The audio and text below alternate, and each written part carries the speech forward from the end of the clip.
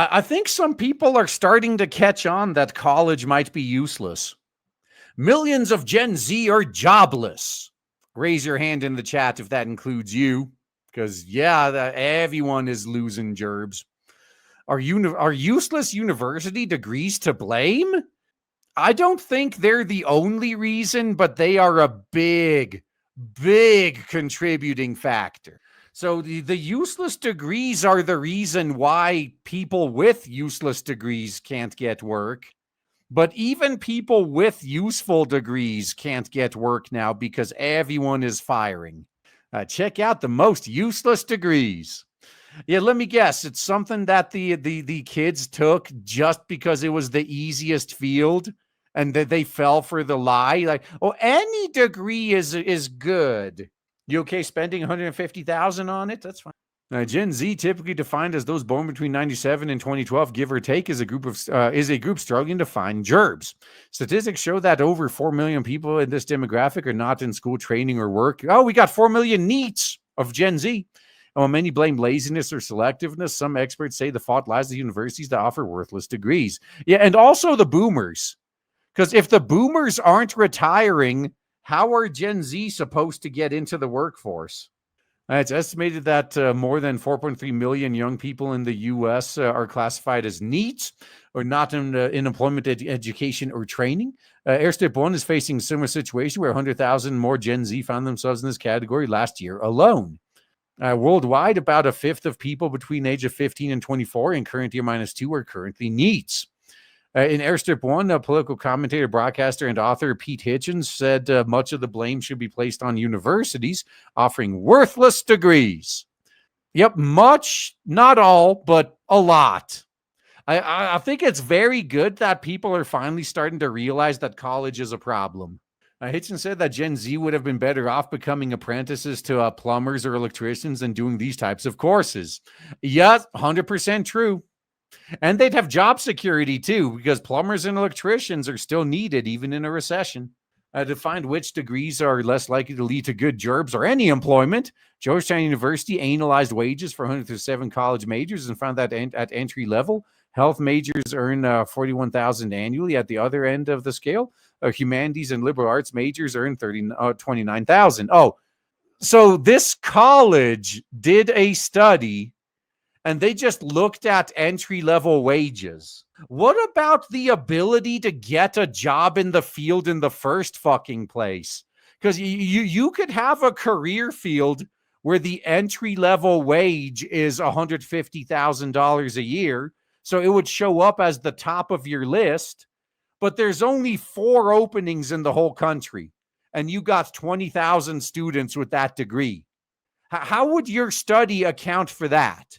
Now, health-related degrees seem like an even better choice these days because of generative AI. Computing and coding degrees aren't the guarantee of a lucrative career they used to be. That is true. That is. But as a code monkey, we've been dealing with outsourcing for so long that the AI is just, it's just another straw on the camel's back, but it's not the one that broke it yet. But it does make things more difficult. It's not insurmountable, but it does make things more difficult. As I expect that over 1 million new jobs will be created among home health aides, registered nurses, nurse practitioners across the next decade. Nurse practitioner has the 3rd fastest growing job in the U.S. with a median annual pay of over $126,260 per year in current year -2. That's actually pretty good. That's very good, actually. Some of the degrees less likely to lead to a well-paying job include ethnic and gender studies. Oh my God, no way. Ethnic and gender studies doesn't lead to a good job? Shit, man, I wish someone would have told me that before I got my ethnic and gender studies degree. No wonder I can't find a job. I thought that was a hot fucking field that everyone was hiring for. Damn. Well, there goes my entire future plan. I don't know what I'm going to do with myself now. Maybe I'm just going to go back to being a hooker. Just going to go sell my bunghole on the street corner again. Music and performance arts. Yeah, so music and performance arts is one of those fields where you're either in the top 0.1% or you're a broke nobody. Like every creative field is like that. Like there's very little middle ground. That you're either in the 0.1% that hit it big, or like, and then there is like a small, like maybe 0.2% of people who could make a living on it. And then there's the 99.7% of everybody else who is the starving artist stereotype. Every creative field is like that. Art history, oh God, that's even more useless than a regular history degree. And before anyone says anything, I fully support studying history.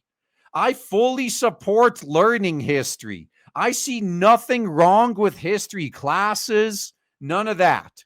But getting a degree in history? What were you expecting would happen? Fashion design? Who are you designing fashion for? Trigglypuff? I mean, that seems to be all the rage nowadays. That doesn't seem like a life I'd want. Philosophy? See my comments about history. Religious studies? See my comments about history. Photography? See my comments about all other creative fields. Sociology? Just outright useless fake science. English literature? It's a hobby. Nothing else. Communications? The only people who should be taking communications are autists who are actually trying to learn how to communicate with normal people. That's about it. Everyone else, you got no excuse. Oh, there it is. There's regular history.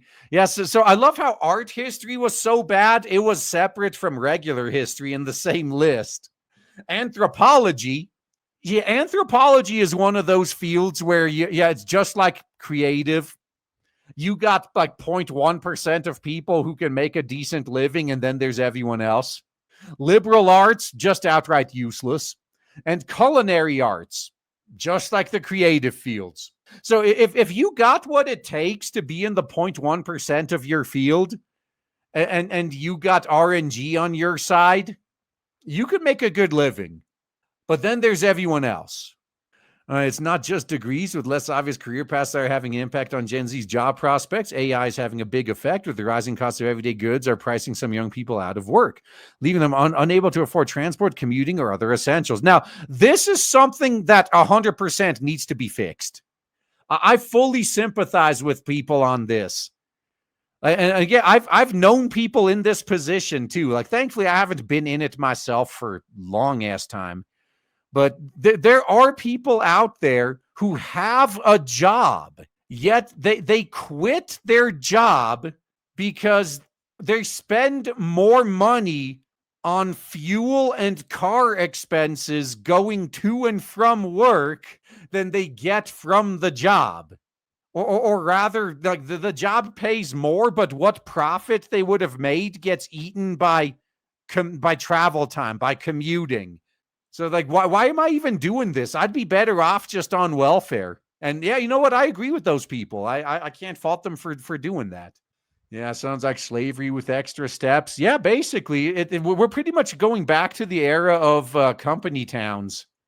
Yeah, where you bought everything from the company, and of course they didn't pay you enough, so you had to take out loans from them too. So yeah, you basically were a slave. Yeah, that's what they want to put us back to. There's other argument, of course. Some claim many Gen Zers refuse to take jobs they consider beneath them or expect to walk straight into a well-paid position rather than working their way up from the bottom. There are people like that. I've known those as well. That is true.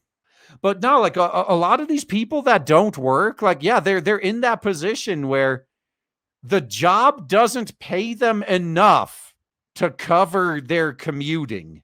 Like, so you really expect me to stick with this job? No, like I'm not going to work so I could get further into debt. Fuck off with that.